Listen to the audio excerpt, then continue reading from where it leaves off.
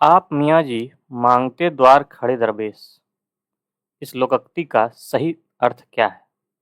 आप मियाँ जी मांगते द्वार खड़े दरवेश के लोकोक्ति का सही अर्थ क्या है?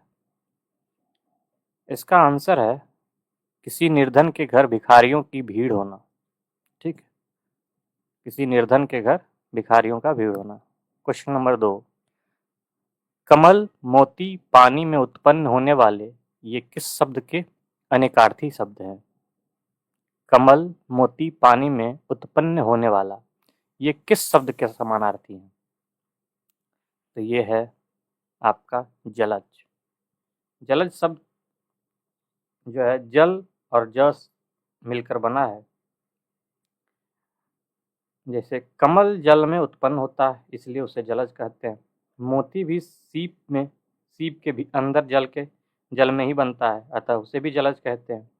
इसके अतिरिक्त शंख, मछली, जोंक आदि जल में उत्पन्न होने वाली कई जीवों को भी जलज कहा जाता है। जलद और पयोधर का अर्थ बदल जाता है। ठीक है, इसका आंसर है जलज। क्वेश्चन नंबर 3, निम्नलिखित में से कौन सा शब्द अथ का विलोम है? अथ का विलोम कौन सा शब्द है? तो इसका आंसर है इति। अथ और इति जो है संस्कृत के अवयव शब्द हैं और पारंपरिक रूप से इस एक दूसरे के विलोम के रूप में प्रयुक्त किया जाता है। अथ का अर्थ होता है आरंभ। इसका अर्थ क्या होता है? आरंभ। ठीक है,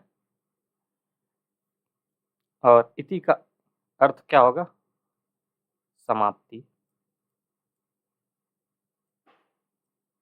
ठीक है, या अंत। क्वेश्चन नंबर 4, निम्नलिखित में से कौन सा शब्द जो है उदार का विलोम है? उदार का विलोम कौन सा होगा? उदार का विलोम होगा कठोर।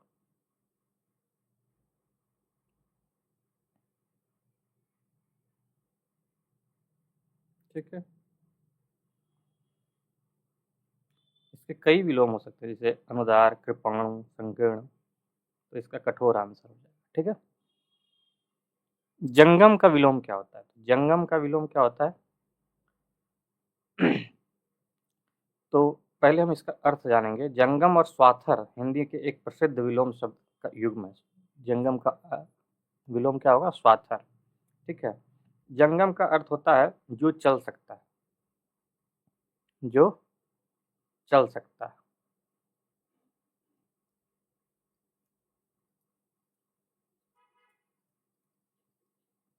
जो नहीं चलता है वो स्वाथर हो जाएगा, स्थावर हो जाएगा। ठीक है, स्वाथर पढ़ा रहा होगा, सॉरी।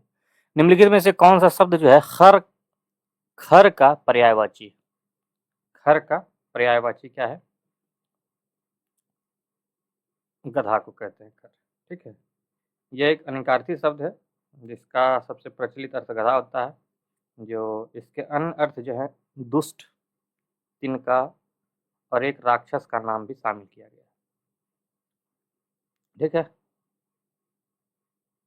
दोपहर के बाद का समय जो है क्या कहलाता है? दोपहर के बाद का समय को अपराह्न कहता है, अपराह्न कहते हैं। ठीक है, पूर्वाह्न दोपहर के पहले होगा, मध्याह्न जो है दोपहर कहलाएगा, और पूर्वाह्न पहले और अपराह्न बाद। घास फूस में कौन सा समास होता है? घास फूस में कौन सा समास होता है? तो द्वंद्व समास होता है। ठीक है, घास फूस में द्वंद्व समास होता है। द्वंद्व समास जो है दोनों पद प्रधान होता है। इसमें देखिए जाए तो घास भी प्रधान है और फूस भी प्रधान है। ठीक है, और इसका विग्रह करने पर और या अथवा या एवं जैसे सब योजकों का शब्द का यूज किया जाता है। घास और फूस। ठीक है, इसमें अगर लिखेंगे घास और फूस तो ये द्वंद्व समास होगा। क्वेश्चन नंबर 9, किस वर्ग शब्द में उपसर्ग नहीं है? किस शब्द में उपसर्ग नहीं है? तो इसमें देखा जाए सब में व वाला वी वाला उपसर्ग लगा हुआ है। तो इसमें अगर देखा जाए तो इसमें विरासत में कोई उपसर्ग नहीं है। विरासत एक पूर्ण शब्द है, इसमें कोई उपसर्ग नहीं लगा हुआ है। वहीं व्यवहार में वी शब्द का वी है, उसी तरह विक्षक में वी है और विकल में भी वी है। ठीक है। राम सेब खाता है, इस वाक्य में क्रिया का एक कौन सा प्रकार है? राम सेब खाता है, तो राम क्या है? सकर्मक क्रिया का प्रयोग किया गया है। राम सेब खाता है, वो एक सकर्मक क्रिया है। निम्नलिखित में से कौन सा शब्द स्त्रीलिंग है? स्त्रीलिंग कौन सी है शब्द है? इसमें कसौटी शब्द जो है स्त्रीलिंग है। निम्नलिखित में से कौन सा शब्द स्त्रीलिंग है? Question number 12। इसका ऑप्शन है आय, विवाद, सार, रूप। तो इसका आंसर है आपका आय जो है एक स्त्रीलिंग शब्द है। निम्न में से कौन सा शब्द सदैव एक वचन में प्रयोग होता है? हमेशा वो एक वचन में ही रहता है, इसका जो है बहुवचन नहीं बन सकता। तो एक वचन कौन सा शब्द हो सकता है? जो कि आप अगर देखें तो भाववाचक संख्या अगर हो एक वचन होने के लिए, या तो वो भाववाचक संज्ञा हो,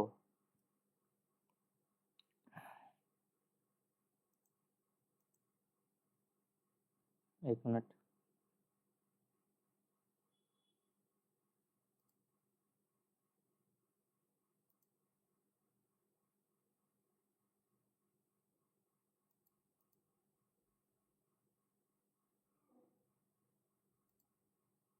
सॉरी, एक वचन होने के लिए या तो वो भाववाचक संज्ञा हो या द्रव्यवाचक संज्ञा हो। तो आप देखें तो सहायता एक क्या है? भाववाचक संज्ञा है। बाकी ये पुस्तक, लड़का, पौधा, ये इसका सदैव ये इसका बहुवचन हो सकता है, लेकिन सहायता का जो है कोई बहुवचन नहीं होगा। क्वेश्चन नंबर 14, सर्वनाम का भेद इनमें से कौन सा है नहीं है? सर्वनाम इसमें से कौन सा नहीं है? सर्वनाम कौन कौन सा होता है? सर्वनाम जो मुख्यतः 6 प्रकार का होता है। सर्वनाम जो है 6 प्रकार का होता है। कौन कौन सा होता है? तो पुरुषवाचक संज्ञा, पुरुषवाचक सर्वनाम, ठीक है। दूसरा निश्चयवाचक, निश्चयवाचक। तीसरा अनिश्चयवाचक। चौथा संबंधवाचक। पांचवा प्रश्नवाचक। छठा जो है निजवाचक। ठीक है, इसके भेद हैं। तो आप अगर देखें इसमें कौन सा संग नहीं आया? गुण देखा जाए तो इसका आंसर जो है गुणवाचक जो है विशेषण होता है। इसका आंसर यही है। क्वेश्चन नंबर 15, वह आम के पेड़ है, वे आम के पेड़ हैं, इस वाक्य में अधोरेखित शब्द का सर्वनाम क्या है? ठीक है, सर्वनाम निकालना। इसमें कौन सा सर्वनाम है? ऑप्शन है निजवाचक सर्वनाम, निश्चयवाचक सर्वनाम, प्रश्नवाचक सर्वनाम या संबंधवाचक सर्वनाम। तो इसका आंसर है निश्चयवाचक सर्वनाम। किस चीज़ का है? वे एक तो पहले दूर है, दूर के बारे में कह रहा है, और आम कह रहा है, आम का ही पेड़ है, इसका मतलब वो निश्चित ही आम का पेड़ है, इसमें कोई द्वंद्व नहीं है। तो इसका आंसर है निश्चयवाचक। ठीक है। 16, निम्न में से सर्वनाम शब्द कौन सा है? इसमें देखें रोग, नींद और सफाई सब एक संज्ञा है, जबकि कौन जो है सर्वनाम? शिक्षक जो है संज्ञा का कौन सा प्रकार है? शिक्षक एक जातिवाचक संज्ञा है। निम्नलिखित में से कौन सा तत्सम शब्द है? इसमें तत्सम शब्द कौन सा है? तो ऑप्शन है आपका, सॉरी, निम्नलिखित में कौन सा तत्सम शब्द है? इसका आंसर है केतकी जो है एक तत्सम है। ठीक है, केतकी क्या है? एक तत्सम है। तत्सम क्या होता है? तत्सम वह शब्द होता है जो संस्कृत के से सीधे हिंदी में लाया गया। उसमें वो तत्सम होता है जो संस्कृत के शब्द थे उसको डायरेक्ट हिंदी में लाया गया। ठीक है, केतकी एक तत्सम शब्द है जो एक पुष्प का नाम है, किसी फूल का नाम है उस केतकी, और उसको डायरेक्ट संस्कृत से हिंदी में लाया गया। क्वेश्चन नंबर 19, इनमें से कौन सा तद्भव नहीं है? इसमें देखा जाए तो कसौटी, काठ और काजल तीनों जो है तद्भव शब्द है। लेकिन कार्य जो है तत्सम शब्द है। कार्य जो है तत्सम शब्द है, संस्कृत से लिया गया है। जिसका तद्भव बनता है उसको काज कहते हैं। इसका तद्भव क्या होगा? काज होगा। कहता है इसको पढ़कर जो है 20 से 22 तक इसको पढ़ के इसका आंसर लिखना है। तो इसको हम पढ़ते हैं सबसे पहले। तो कहता है भारत जैसे देश के लिए सहकारिता की पद्धति को अपनाना विशेष रूप से आवश्यक है। ठीक है, इसका कारण यह है कि भारत में छोटे से किसान व्यापारियों की संख्या ही अधिक है। छोटे किसान और व्यापारी की संख्या ज़्यादा है। सहकारिता के आधार पर संगठन किया जाता है। सहकारिता जो है इसके सिद्धांतों की उन विशेषताओं को दृष्टि में रखकर ही हमारी पंचवर्षीय योजना में सहकारिता को बहुत आगे पढ़ना, इसके बारे में डिटेल नहीं दिया गया। अब इसके अनुसार से आपको इसका आंसर देना है। क्वेश्चन कहता है योजना आयोग के अनुसार सहकारिता और का आधिकारिक उपयोग कहाँ किया जाता है, कैसे किया जाता है? तो आप अगर देखें तो विज्ञान और प्रौद्योगिकी के बारे में तो इसमें कुछ नहीं दिया गया था। अर्थव्यवस्था के विभिन्न क्षेत्रों में इसको देखते हैं क्या है। कृषक के बारे में तो दिया हुआ है, लेकिन सिर्फ कृषक नहीं, इसके साथ व्यापारियों के बारे में भी दिया हुआ है, आप अगर ठीक से पढ़े होंगे तो। ठीक है, योजना के विभिन्न क्षेत्रों में सिर्फ योजना के विभिन्न क्षेत्र के बारे में भी बात नहीं किया गया, इसमें व्यापारी और कृषक के बारे में किया गया। कृषक और व्यापारी के किस चीज़ की बात किया गया? तो अर्थव्यवस्था के विभिन्न क्षेत्रों में किया गया। इसका आंसर होगा बी। क्वेश्चन नंबर 21, सहकारिता का प्रमुख उद्देश्य क्या है? सहकारिता का प्रमुख उद्देश्य क्या है? पंचवर्षीय योजना को सफल बनाना, या छोटे कृषकों और व्यापारियों के आर्थिक स्तर को उठाना, निर्धनों और शक्तियों को एकजुट करना, धन का समान वितरण करना। तो आप अभी हम लोगों ने पढ़ा थी कि ये सिर्फ कृषकों और व्यापारियों के बारे में बात किया गया है, अर्थव्यवस्था के स्तर को उठाने के लिए किया गया है। तो इसका आंसर बी हो जाएगा। क्वेश्चन नंबर 22 कहता है सहकारिता जो है निर्धनों किसानों का उद्धार कर सकता है। कैसे कर सकता है सहकारिता? उन्हें कृषि संबंधी सुविधाएं दिलाकर, उनकी शक्तियों में अवश्य अवगत करवाकर, या उनके वास्तविक दशा का परिचय देकर, या उन्हें एक सूत्र में पिरोकर तथा उनकी आर्थिक स्तर में विकास करके। तो इसका आंसर है उन्हें एक सूत्र में पिरोकर, जैसे कि सहकारिता के थ्रू जो है, और उनका आर्थिक स्तर को बढ़ाकर। ठीक है, क्वेश्चन नंबर 23। क्वेश्चन नंबर 23 कहता है मिश्रित तथा संयुक्त वाक्यों में विरोध का भाव प्रकट करने के लिए किस विराम का चिन्ह का प्रयोग किया जाता है?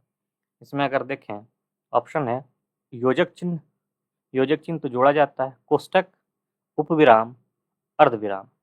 तो इसका आंसर है उपविराम। ठीक है, उपविराम से हम इसे जोड़ते हैं। ठीक है, सॉरी, उपविराम नहीं होगा, उपविराम नहीं होगा, इसका जो है अर्धविराम होगा। अर्धविराम से इसे जोड़ते हैं। ठीक है, क्वेश्चन नंबर 24, राम किताब पढ़ता है, इस वाक्य का वाच्य कौन सा प्रकार का है?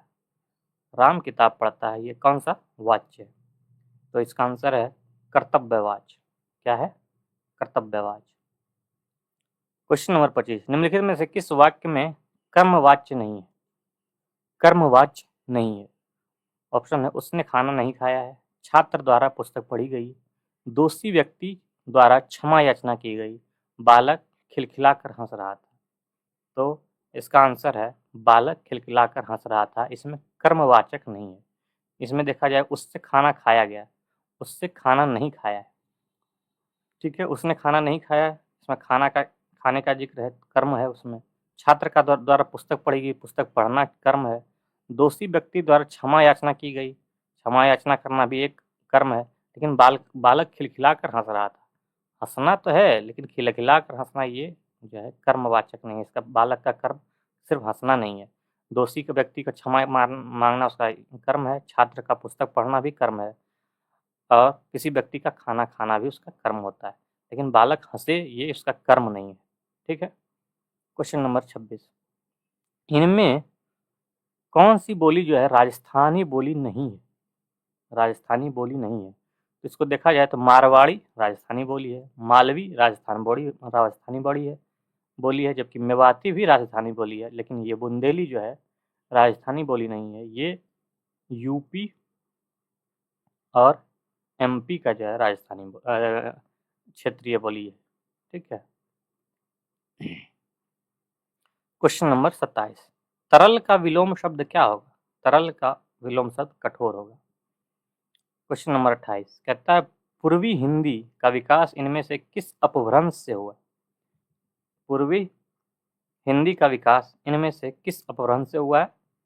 तो इसका विकास जो है अर्धमगधी से हुआ है। ठीक है। क्वेश्चन नंबर 29, हिंदुस्तानी भाषा का रूप क्या है? हिंदुस्तानी भाषा का रूप क्या है? तो हिंदुस्तानी भाषा का जो रूप है वो है हिंदी उर्दू मिश्रित है। इसमें हिंदुस्तानी भाषा में जो है हिंदी और उर्दू दोनों मिक्स है। ठीक है। क्वेश्चन नंबर 30, प्रेमचंद का अपूर्ण उपन्यास कौन सा है? इसमें अगर देखा जाए तो मंगलसूत्र उन्होंने लिख रहे थे, जो कि मंगलसूत्र लिखते समय वो बीमार पड़े और उनकी मृत्यु हो गई। बाद में इसको पूरा किया उनका बेटा इसको पूरा किए, जिनका नाम क्या था? जिनका नाम था अमृत राय ने पूरा किया था। उनका पुत्र अमृत राय ने पूरा किया था। ठीक है।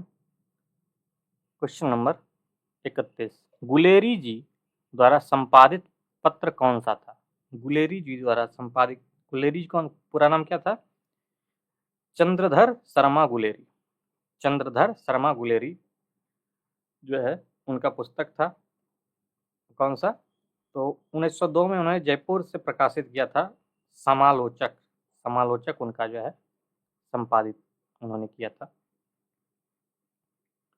क्वेश्चन नंबर 32, हिंदी साहित्य का आदिकाल के लेखक कौन है? हिंदी साहित्य का आदिकाल, ये किताब था, ये हजारी प्रसाद द्विवेदी ने लिखा है। वात्सल्य रस का सम्राट किस कवि को कहा जाता है? वात्सल्य रस का सम्राट किस कवि को कहा जाता है? तो ये हैं सूरदास। कौन है? सूरदास। 34, कबीर की उलट बांसियों में कौन सा रस प्रमुख है? कबीर के उलट बांसियों में कौन सा रूप है? तो आप अगर देखें तो इसका आंसर है अद्भुत रस। ठीक है, इनमें अद्भुत रस। 35, जाके प्रिय न राम वैदही तीजे ताहि कोटि बैरी समझत यद्यपि परम स्नेही। जाके प्रिय न राम वैदही तजिए ताहि कोटि बैरी सम यद्यपि परम स्नेही। यह किसकी प्रसिद्ध उक्ति है? ये उक्ति किसकी है? तो ये है तुलसीदास की। किस पत्रिका का संपादन भारतेंदु ने नहीं किया था? तो इसका आंसर है आपका भारतेंदु अपने नाम से कोई भी पत्रिका जो है संपादित नहीं किए थे, जबकि बाला बोधनी जो है महिलाओं के लिए स्पेशल था, बाकी कवि वचन उन्हीं का था, हरिश्चंद्र मैगजीन भी उन्हीं का था, लेकिन भारतेंदु अपने नाम से कोई भी पत्रिका का संपादन नहीं किए थे। क्वेश्चन नंबर 37 कहता है केदारनाथ अग्रवाल को किस कृति के लिए साहित्य अकादमी पुरस्कार दिया गया? तो इनको दिया गया है अपूर्वा के लिए। रानी केतकी की कहानी जो है प्रसिद्ध कहानी है, किसने लिखी थी इसे लिखा था ईशा अल्लाह खां द्वारा लिखा गया है, रानी केतकी की कहानी। क्वेश्चन नंबर 39 कहता है सारंग लय सारंग चली कई सारंग की ओट सारंग झीनो पाई के सारंग कई गई चोट। इसमें जो है कौन सा अलंकार लगा हुआ है? इसमें कौन सा अलंकार लगा हुआ है? इसमें देखा जाए सारंग ले सारंग चली गई सारंग कई की ओट सारंग झीनो पाई के सारंग कई के ओट कई गई ओट। तो इसमें देखा जाए जब एक ही शब्द एक से अधिक बार यूज किया जाए और उसका अर्थ अलग अलग हो तो ये एक यमक अलंकार होता है। कौन सा होता है? यमक अलंकार। क्वेश्चन नंबर 40, अवधि शिला का उस पर था गुरुभार, अवधि शिला का उस पर था गुरुभार, तिल तिल काट रही थी दृग जाल धार। इसमें कौन छंद कौन सा है? इसमें आप अगर गिनेंगे तो इसमें टोटल जो है 19 है। ठीक है, इसमें जो है विषम चरण जो है 19 है, मात्रा जो है इसमें 19 है, और 19 के लिए इसमें किस 12 + 7 है, गिनेंगे वी, इसके लिए एक होता है, एक इसके लिए होता है, इसके लिए भी एक होता है, हर्षईकार होता है, हर्षईकार के लिए भी एक होता है, आ के लिए इसमें 2 हो जाता है। इस तरह से आप गिनेंगे इसका जो है, तो इसमें मात्राएं जो है 19 आता है, 12 और 7। ठीक है, तो इसके लिए जो है बरवे छंद होता है। इसके लिए क्या कहते हैं? बरवे छंद कहते हैं।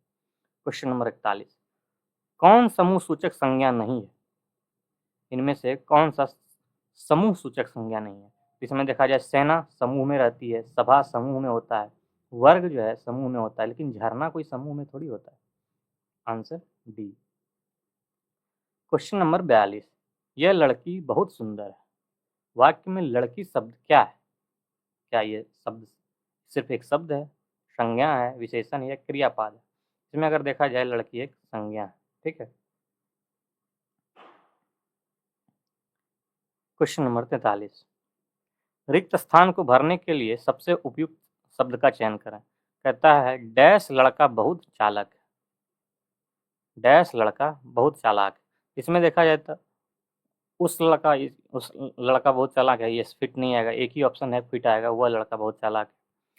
44 कहता है विशेषण कौन सा है? इसमें देखा जाए तो जीवंत, जीवंतता, जीवनी या उपयुक्त में से एक से अधिक।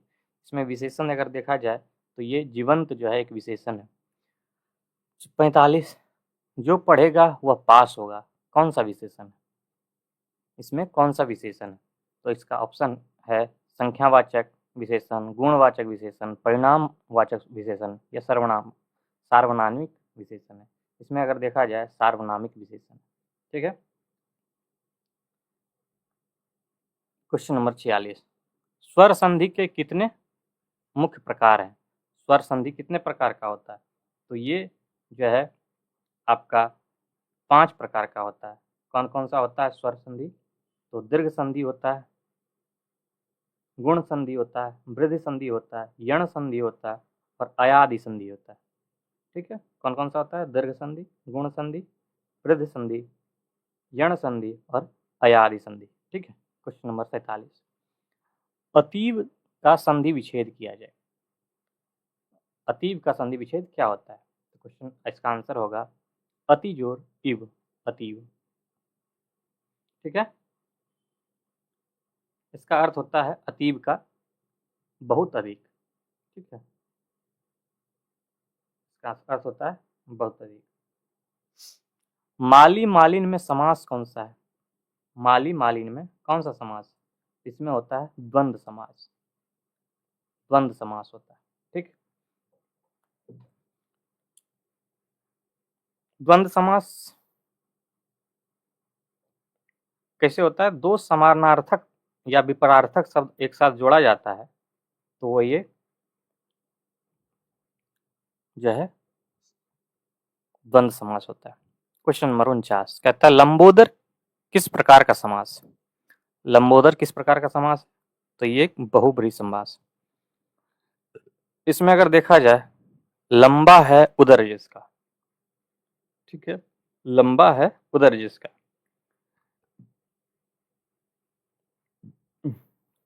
जिस समास में दोनों ही पद प्रधान नहीं होते लेकिन दोनों पद मिलने से किसी तीसरे शब्द का जो है अर्थ प्रकट होता है तो वो एक बहुब्रीहि समास होता है। लंबा है उदर जिसका, जिसको क्या कहते हैं?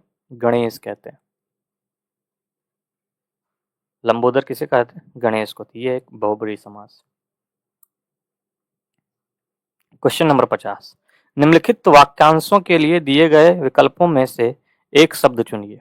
इसका क्वेश्चन है, अच्छे आचरण वाला क्या कहलाएगा? अच्छे आचरण वाला क्या कहलाएगा? ये सदाचारी कहलाता है। ठीक है। अति के अंत तक के लिए प्रयुक्त एक शब्द क्या हो सकता है? अति से अंत तक, ये क्या है? इसका एक प्रयुक्त शब्द क्या हो सकता है? तो इसका आंसर होगा अद्योपांत। क्या होता है? अद्योपांत। क्वेश्चन नंबर 52 कहता है शुद्ध वर्तनी को चुनिए। अद्वितीय लिखा हुआ है, इसमें शुद्ध वर्तनी क्या है? तो ये है अद्वितीय। ठीक है। फिर से शुद्ध वर्तनी को ढूंढना है, तो इसमें अगर देखा जाए तो इसका आंसर है अनधिकार। ठीक है। इसमें कौन सा है? अनधिकार, बी। 54 अशुद्ध वाक्य इसमें देखा जाए, आज दिन सबसे अच्छा है, मैं प्रातः काल के समय घूमने आ जाता हूँ, तुम्हें इतनी देर क्यों हुई? या उपयुक्त में से एक से अधिक शब्द जो है, वाक्य जो है गलत।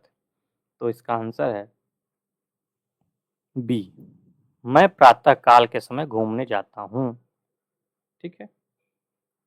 ये एक अशुद्ध है, क्योंकि प्रातः काल के समय जो है, ये प्रातः काल के समय, ये प्रातः काल तो खुद अपने आप में समय है, तो समय लिखने की जरूरत नहीं थी। तो ये एक जो है दोहराया गया, इसलिए ये गलत है। इसका आंसर क्या हो जाएगा? मैं प्रातः काल घूमने जाता हूँ, के समय लिखने की कोई आवश्यकता नहीं थी। ठीक है। क्वेश्चन नंबर 55 निम्नलिखित में से कौन सा वाक्य जो है शुद्ध है? एक एक वाक्य आपके तुले हुए हैं एक एक वाक्य आपके एक एक वाक्य तुले हुए हैं, या आपका एक एक वाक्य तुला हुआ है। तो आप अगर देखें, इसका आंसर है आपके एक एक वाक्य तुले हुए हैं। ठीक है। क्वेश्चन नंबर 56 पारितोषिक एक शब्द है जिसका पर्यायवाची क्या है? पारितोषिक, इसका आंसर है इनाम। पारितोषिक का मतलब होता है इनाम। इसका और सारा देखा जाए तो इसका इनाम होता है, पुरस्कार होता है, बख्शीश होता है, प्रतिदान होता है, मेहनताना होता है। पारितोषिक का मतलब इनाम, मेहनताना, पुरस्कार, बख्शीश, प्रतिदान, इसका पर्यायवाची शब्द होता है। ठीक है। क्वेश्चन नंबर 57 कहता है पर्याय मतलब पर्यायवाची, पर्याय की दृष्टि से कौन सा युग्म सही नहीं है? इसमें पर्यायवाची एक दूसरे का दिया हुआ, इसमें कौन सा सही नहीं है?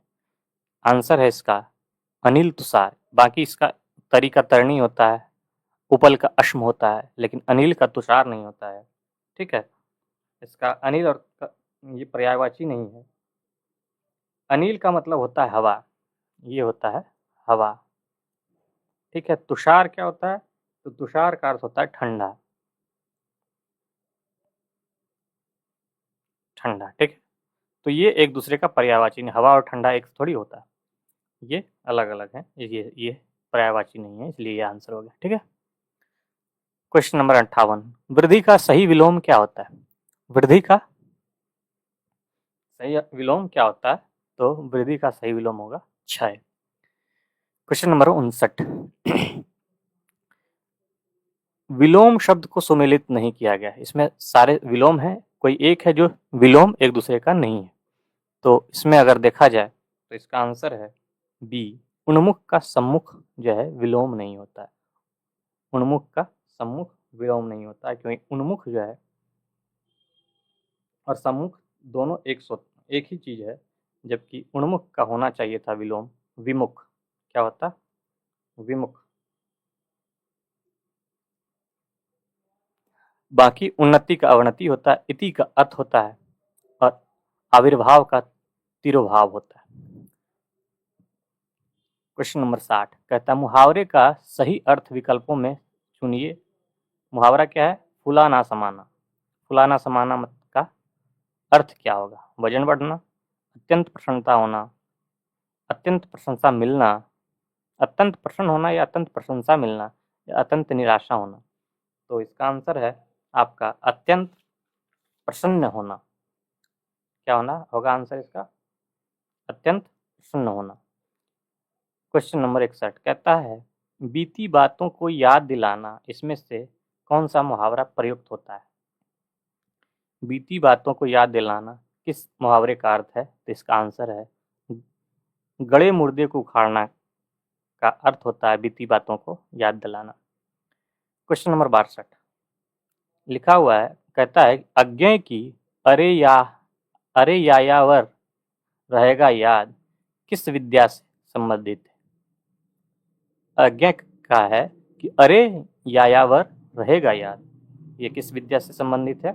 तो इसका आंसर है यात्रा वृत्तांत। ये कैसा किताब था? यात्रा वृत्तांत था इनका, ठीक है, जो कि 1953 में लिखा गया था इनका यात्रा साहित्य पे, ठीक है। अरे यायावर रहेगा याद एक यात्रा वृत्तांत। क्वेश्चन नंबर 63 निम्नलिखित तत्सम तद्भव में से कौन सा विकल्प अशुद्ध है? मतलब कोई सारे तत्सम के तद्भव जो हैं वो हैं, बाकी एक जो है इसका सही तत्सम तद्भव नहीं है। तो इसका आंसर है चक्षु जो है आंख नहीं होता है। चक्षु जो है आंख नहीं होता है, चक्षु का तद्भव जो है चक होता है, ठीक है, इसका चक होगा। वहीं आंख जो है अक्षी का होता है। किसका होता है? अक्षी का होता है। बाकी नतस्य का नाच होता है, श्रृंगार का श्रृंगार होता है, दधी को दही कहते हैं, ठीक है। बाकी चक्षु चक को कहते हैं और आंख अक्षी का होता है। क्वेश्चन नंबर 64 निम्नलिखित में से देशज शब्द कौन सा है? इसमें से देशज शब्द कौन सा है जो भारत का यहीं से बना है, वो कहीं से लाया नहीं गया है? तो इसका आंसर है रेवड़। रेवड़ जो है एक देशज शब्द है, इसका प्रयोग किस लिए किया जाता है? पशुओं के समूह को दर्शाने के लिए रेवड़ का शब्द प्रयोग किया जाता है, ठीक है। क्वेश्चन नंबर 65 किस वाक्य संप्रदान कारक का प्रसर्ग प्रयुक्त है? क्या है? संप्रदान कारक। संप्रदान कारक में इसमें से कौन सा है? तो कहता है माँ ने बच्चों को बुलाया, मालिक ने सेवक को धन दिया, मोहन ने सोहन को पीटा, न्यायालय ने अपराधी को दंडित किया। तो इसका आंसर है मालिक ने सेवक को धन दिया, ये संप्रदान कारक है क्योंकि धन दिया गया, ठीक है। अगर देखा जाए संप्रदान कारक का प्रसर्ग क्या होता है? को या के लिए। तो वाक्य में देखते हैं मालिक ने सेवक को धन दिया, इसमें को का प्रयोग किया गया, तो ये को का प्रयोग किया गया, इसलिए ये संप्रदान कारक का वाक्य है। क्वेश्चन नंबर 66 कहता है किस वाक्य में से प्रसर्ग अपादान कारक के लिए प्रयुक्त नहीं किया गया? प्रयुक्त नहीं किया गया, इसमें देखिए निगेटिव है, नहीं करने वाला हमको चुनना है। इसमें ऑप्शन है नदियां पहाड़ों से निकलती है, आकाश से पानी बरसा, वह विद्यालय से आ रहा है, लड़के ने हाथ से फल तोड़ा। तो इसमें देखते हैं पहाड़ों से निकलती है, आकाश से पानी निकलती है और वह विद्यालय से आ रहा है, यह एक आपादान कारक है, ठीक है, आपादान कारक है। वहीं जो है लड़के ने हाथ से फल तोड़ा, यह एक आपादान कारक नहीं है, वह एक करण कारक है, ठीक है। क्वेश्चन नंबर 67 कहता है हेतु हेतु मदभूत, हेतु हेतु हेतु हेतु मदभूत का उदाहरण है। इसका उदाहरण क्या है हेतु हेतु मदभूत का? तो ये एक वाक्य संरचना है। क्या है? एक वाक्य संरचना है जिसमें से एक क्रिया का होना दूसरी क्रिया पर निर्भर करती है। अगर कोई एक क्रिया हो रहा है उसका निर्भरता किस पर है? किसी दूसरे क्रिया पर निर्भर करता है, ठीक है। जैसे तुम आते हो तो मेरा काम बन जाता है, तुम आते हो तभी मेरा काम बनता है। एक काम तो हुआ, ये आता है, तो दूसरा काम क्या होता है? इसका काम बन जाता है। तो दो कारक हैं लेकिन एक दूसरे पर निर्भर करता है, तो यही इस साल का आंसर है। क्वेश्चन नंबर 68 ठीक है। निम्नलिखित में से कौन सा शब्द जो है उपसर्ग रहित है, जिसमें कि उपसर्ग नहीं है, इसमें उपसर्ग नहीं है। इसमें अगर देखा जाए आकार, आनंद, आरोह, आकार में आनंद और आरोह में आ उपसर्ग लगा हुआ है, लेकिन आसन जो है, आसन में कोई उपसर्ग नहीं है। ठीक है। इसमें जो है आशु धातु से बना हुआ है। कौन सा बना धातु से बना हुआ? आश धातु से बना हुआ है। क्वेश्चन नंबर 59, किस शब्द में उपसर्ग और प्रत्यय दोनों प्रयुक्त है? इसमें उपसर्ग और प्रत्यय दोनों है। इसमें अगर आप देखें अधिकारी में उपसर्ग और प्रत्यय दोनों है। कैसे है? इसमें अधि जो है उपसर्ग है,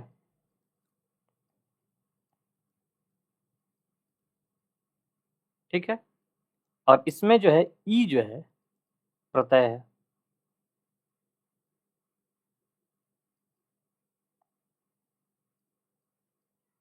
तो इसमें जो है अधिकारी में जो है उपसर्ग और प्रत्यय दोनों है। ठीक है। इसका जो है मूल शब्द क्या होता है? मूल शब्द क्या है? अधिकार है। मूल शब्द अधिकार है। क्वेश्चन नंबर 70 कहता है शब्द में मूल शब्द एवं प्रत्यय को अलग करके लिखो। क्या है? शब्द क्या है? मुंशियाइन। मुंशियाइन को जो है प्रत्यय और शब्द मूल शब्द को अलग अलग करके लिखना, मतलब संधि विच्छेद करना है कुल मिला के। ठीक है। तो इसका आंसर है मुंशी जो आइन, मुंसाइन होगा। ठीक है। क्वेश्चन नंबर 71, हम लोग अब इंग्लिश पोर्शन करेंगे, हिंदी खत्म हो गया। ठीक है। कहता है fill up the blanks.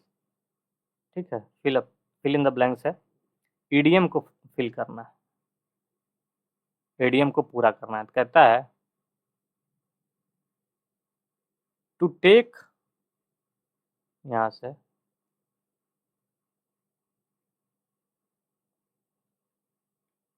To take the dash by the horn.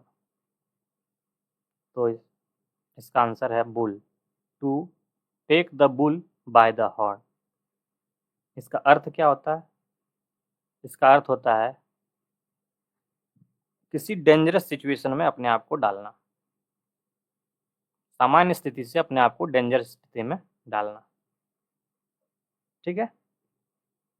Question number 72 कहता है for the last half century he dash himself to public affair dash taking a holiday. तो इसको अगर आप ठीक से देखें, ऑप्शन है सेक्रीफाइड आफ्टर।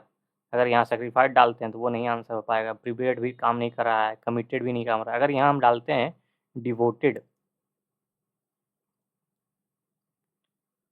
और यहाँ विदाउट डाल देते हैं, तो फिर से पढ़ते हैं तो for the last half century he devoted himself, अपने आप को डिवोट कर दिया। किसके लिए? तो पब्लिक अफेयर के लिए। कैसे? तो बिना ब्रेक लिए, कोई हॉलीडे लिए बगैर इन्होंने अपने आप को डिवोट कर दिया। तो ये आंसर आपका डी होगा। Question number 73, choose the correct alternative. अब क्वेश्चन है 50 miles dash a long distance. इसमें एक चीज आप ध्यान दीजिएगा, कोई भी दूरी, डिस्टेंस, ठीक है, कोई भी डिस्टेंस या अमाउंट ऑफ मनी, कोई भी रुपया का संख्या, कितना रुपया है, अमाउंट ऑफ मनी, या पीरियड ऑफ टाइम रहे, इसमें जो है ये हमेशा जो है सिंगुलर होता है। चाहे वो नंबर जो है वो भले ही इसमें प्लूरल हो, लेकिन वो हमेशा एक सिंगुलर होता है और इसमें सिंगुलर वर्ब भी लेता है। तो इसमें इज होगा और यही सवाल का आंसर है। ठीक है। क्वेश्चन नंबर 74 कहता है we have no objection dash the seminar in Chandigarh. इसमें अगर आप देखें ऑब्जेक्शन के, इसमें अगर हमें जेरंड का सिचुएशन है, जेरंड लगेगा। तो जेरंड क्या होता है? V4 होता है और ये नाउन की तरह काम करता है। ठीक है, अगर हम सिर्फ अटेंडिंग डालेंगे, लेकिन इसके पहले हमें टू डालना होगा। We have no objection to attending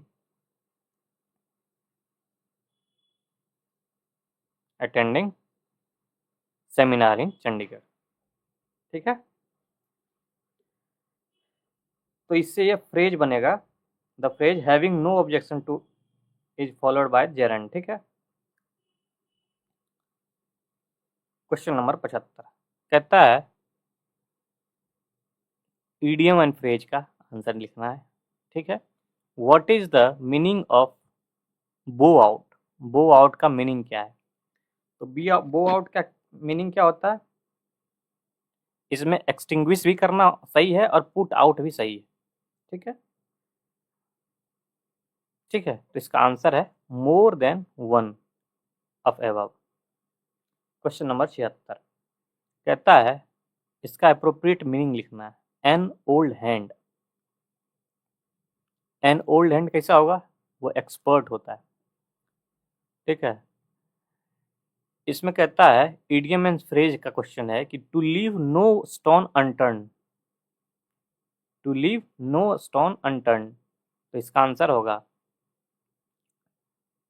to try once utmost. कहता है you stirred a hornet nest. इसका आंसर क्या होगा? इसका आंसर होगा आपका डेंजरस प्लेस। हॉर्नेट नेस्ट का जो होता है अप्रोप्रिएट मीनिंग क्या होता है इडियम्स फ्रेज का इडियम्स का, तो होता है डेंजरस प्लेस। क्वेश्चन नंबर 79 कहता है वन वर्ड सब्स्टिट्यूशन है, उसका जो है वर्ड लिख बताना है। रिजल्टिंग इन डेथ, किस वजह से डेथ होता है? वो एक फेटल भी इसका आंसर होगा और मॉर्टल भी आंसर होगा, और इसका आंसर हो जाएगा, दोनों होने के कारण इसका आंसर होगा D, more than one of the above.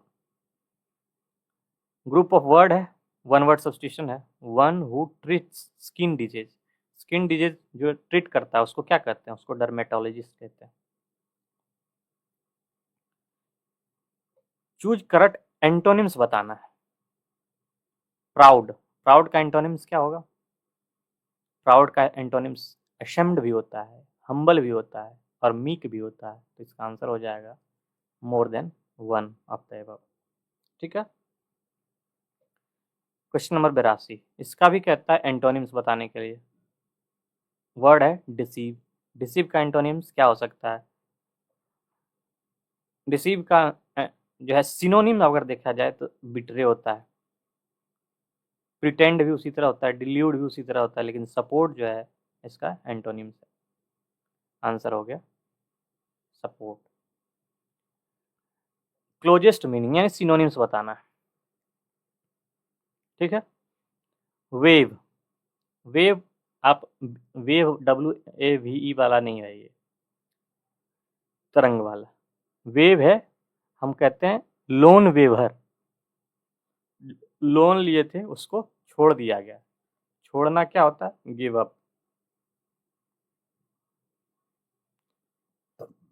इसमें अगर देखा जाए अंडरलाइन वर्ड का जो है मीनिंग बताना है, यानी उसका सिनोनिम्स या उसका कह सकते हैं। क्वेश्चन है if one aids and abet a criminal he also considered culpable. Culpable का जो है क्या होगा? उसका सिनोनिम्स हो जाएगा ब्लेम वर्दी। ठीक है, ब्लेम वर्दी हो जाएगा। Question number 85। क्वेश्चन नंबर 85 कहता है change the following into indirect speech में इसको चेंज करना है। डायरेक्ट स्पीच में दिया है, इसको इनडायरेक्ट स्पीच में चेंज करना है। तो पहले कह रहा है ही सेड, तो पास्ट में है, पास्ट में ही सेड है तो ही सेड ही होगा। और कह रहा है आई विल, आई विल किस में चेंज होता है? आई विल चेंज होता है आपका, विल चेंज होगा वुड में, विल चेंज होगा वुड में। देख लेंगे, ही सेड तो सही है, ये वुड एक ही में है, और यही सवाल का आंसर। ठीक है, क्वेश्चन नंबर 86 कहता है एक्टिव और पैसिव वॉइस, इसका पैसिव वॉइस निकालना है। Quinine taste bitter, quinine taste bitter का पैसिव क्या होगा? तो इसका आंसर होगा quinine is bitter when it tested. Test करेंगे तब तो हमें पता चलेगा बीटर है कि सॉर है। इसका आंसर ये होगा। क्वेश्चन नंबर 87, इसमें भी पैसिव वॉइस देखना है। तो he speaks Hindi, he speaks Hindi, तो हिंदी है, हिंदी आपका सब्जेक्ट बन जाएगा। हिंदी और प्रेजेंट इंडेफिनिट है, इसको बनाते हैं हम इज प्लस V3, इस तरह से बनाते हैं। कहता है Hindi is spoken by him, he is अगर ऑब्जेक्ट है, सब्जेक्ट है, इसका ऑब्जेक्ट बन जाएगा, तो इसका आंसर हो जाएगा ही Hindi is spoken by him. यहाँ वाज लिखा हुआ, ये आंसर नहीं हो सकता। स्पोकन ही का कोई जिक्र नहीं है यहाँ, ये भी नहीं हो सकता। फिर यहाँ भी ही का कोई जिक्र नहीं है। क्वेश्चन है एरर निकालना है। Mathematics are taught in the school by an experience teacher. आपको पता होगा मैथमेटिक्स में एस लगने के बावजूद भी ये एक सिंगुलर है। कोई भी सब्जेक्ट में अगर एस लग जाता है वो एक सिंगुलर होता है, ठीक है। और सिंगुलर होगा तो सिंगुलर वर्ब भी लेगा, सिंगुलर वर्ब लेगा तो आर ना होकर के इज होगा, ठीक। इसका आंसर होगा ए। 89, विच of the following option is correct? इसमें करेक्ट कौन सा है? आई, यू एंड ही। आपको अगर पहले पता होना चाहिए कि सब्जेक्ट में अगर सारे सब्जेक्ट आ गए, तीनों सब्जेक्ट आ गए, आई, यू, ही, इसमें आपको एक चीज ध्यान रखना है, एक ट्रिक है इसमें आपको याद रखना है 3, 2, 1। 3 अगर रखा है तो यानी यू होगा, 3 वर्ड का है। ही भी है तो उसमें 2 वर्ड है, और 1 है तो आई है। अगर कोई भी तीनों आ गया तो इसमें सबसे पहले ही यू होगा, फिर ही होगा, फिर आई होगा। इसमें अगर आप देखें यू, ही एंड आई, तो आंसर होगा B, you he and I will watch movie tonight, ठीक है। क्वेश्चन नंबर 90, तो what is the past tense of ring? Ring का पास्ट टेंस क्या होता है? रिंग का पास्ट टेंस होता है रेंग, ठीक है। 91, इसमें टेंस को आइडेंटिफाई करना है। टेंस कौन सा है? तो Sasha scold and ask her to go away. इसमें अगर देखा जाए, इसमें वर्ब कौन सा है? वर्ब है आपका V1, V5 है। V5 वाला कौन सा वर्ड होता है, सेंटेंस होता है? तो V5 वाला होता है present indefinite tense, answer C. Question number 92, कहता है dot your i's and cross your TS then add to S and 4 to S।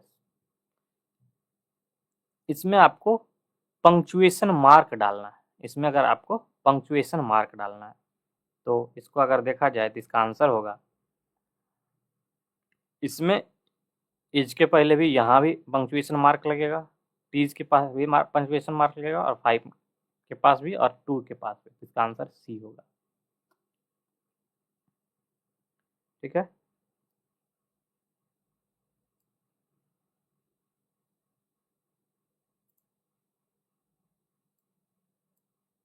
Question number 93, कहता है fill in the blanks, suitable preparation preposition डालना है। I find Chinese food very different dash other food. Different के साथ from लगता है, fix preposition, fix लगता है, डिफरेंट के साथ फ्रॉम लगता है, डिफरेंट फ्रॉम अदर फूड। यहाँ भी प्रीपोजिशन डालना है। कहता है Rita comes dash a family to freedom fighter. ये यहाँ गलत दिया हुआ था, इसमें फ्रॉम होगा, यहाँ भी फ्रॉम होगा, इसका आंसर फ्रॉम हो जाएगा। ना ऑफ होगा, ना टू होगा, ना विद अराउंड विद होगा, इसका फ्रॉम होगा आंसर, ठीक है। Which of the following would best fill in the blanks above on the observation? कहता है see through the letter dash the fire. इसमें आपको इनटू प्रीपोजिशन लगेगा। कोई एक जब अपना जो है प्लेस बदलता हुआ है तो उसमें इनटू का प्रयोग होता है। ठीक है, इसका आंसर इनटू हो जाएगा। क्वेश्चन नंबर 96 कहता है what is the past tense of sleep. Sleep का जो है पास्ट टेंस क्या होगा? स्लीप का पास्ट टेंस जो होता है स्लेप्ट होता है। ठीक,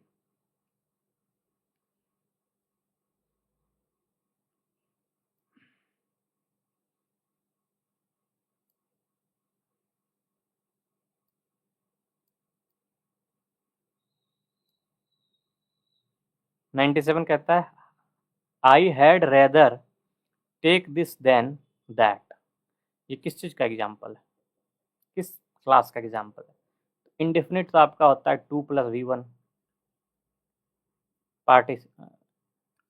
यहाँ अगर आप देखें तो इसका आंसर होगा। और एक चीज आप ध्यान दीजिएगा, रेदर जो है सॉरी टेक जो है ये बेयर इन्फिनेटिव लेता है।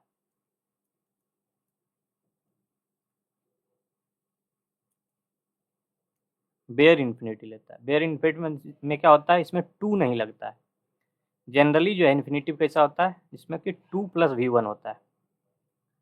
और टेक अगर जहाँ सेंटेंस में आ जाए और इन्फिनेटिव लगेगा तो उसमें जो है बिना टू का जो है ये इन्फिनेटिव होता है, तो इसको कहते हैं बेयर इन्फिनेटिव। इसका आंसर है ए। ठीक है, question number 98 sound of owl. Owl का साउंड कैसा होता है? ये हूटिंग करता है। क्वेश्चन नंबर 99 कहता है आई लेफ्ट दैट हाउस। इसमें दैट क्या है? दैट एक क्या है, डिमॉन्स्ट्रेटिव प्रोनाउन। ठीक है, ये एक डिमॉन्स्ट्रेटिव प्रोनाउन नहीं है, ये प्रोनाउन नहीं है। यहाँ प्रोनाउन हम बोल लिखा हुआ है, इसमें नन ऑफ द अबव होगा। ये डिमॉन्स्ट्रेटिव एडजेक्टिव है। ठीक है, ये प्रोनाउन नहीं है, इसलिए ये आंसर होगा नन ऑफ दीज। ठीक है, क्वेश्चन नंबर 100 इसमें करेक्टली स्पेलिंग कौन किसका है? तो इसका ऑल्ट्रेशन का है। ऑल्ट्रेशन का स्पेलिंग होता है ALTERATION। यही सवाल का आंसर है। तो आज का ये सेशन हमारा